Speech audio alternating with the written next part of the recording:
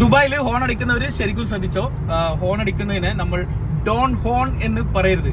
എങ്ങനെയാണ് പറയാ മുതല്? Don't honk. Yes, don't honk. Okay, ഇപ്പൊ ഹോൺ എന്ന് പറഞ്ഞാൽ ആ ഡിവൈസിനെയാണ് നമ്മൾ ഹോൺ എന്ന് പറയാം. ഓക്കെ, ഇപ്പൊ ഹോങ്ക് എന്ന് പറയാം, don't Hong.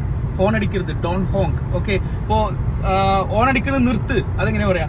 Stop honking. Yes, stop honking എന്ന് പറയാം, സ്റ്റോപ്പ് ഹോങ്കിങ്. ഓക്കെ, ഇനി ആരോ ഹോൺ അടിക്കുന്നുണ്ടെന്ന് എങ്ങനെ പറയാ? Someone is honking. Yes, someone is honking. Arrow horn അടിച്ചു എന്നാണെങ്കിലോ? Someone honked. Yes, someone honked. മനസ്സിലായോ? ഇനി ആവശ്യമില്ലാതെ ഹോൺ അടിക്കരുത്, നമ്മൾ എപ്പോഴും പറയുന്നതാണ്, അതെങ്ങനെ പറയാം? Don't honk unnecessary. യെസ്, അടിപൊളി. Don't honk unnecessary. ഓക്കെ, അപ്പൊ ഇത് നിങ്ങൾക്ക് മനസ്സിലായിട്ടുണ്ടെങ്കിൽ ഞാൻ നിങ്ങൾക്ക് ഒരു ടാസ്ക് ഇതാണ്. അപ്പൊ എന്തായാലും കോമന്റ് ചെയ്യണം. ഇതില് കറക്റ്റ് ആയിട്ട് കോമന്റ് ചെയ്യുന്നവർക്ക് ഒരാൾക്ക് നമ്മൾ ഒരു 100 dirhams തരും. ഓക്കെ, അപ്പൊ എല്ലാവരും കോമന്റ് ചെയ്യാം.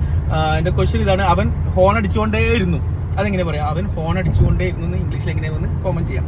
അപ്പൊ ഇതൊരു പുതിയ അറിവാണെങ്കിലും ജസ്റ്റ് നിങ്ങൾ ഇവിടെ ഒന്ന് കോമന്റ് ചെയ്യണം. അപ്പൊ ഇനി നിങ്ങൾക്ക് ഇംഗ്ലീഷ് പഠിക്കണം.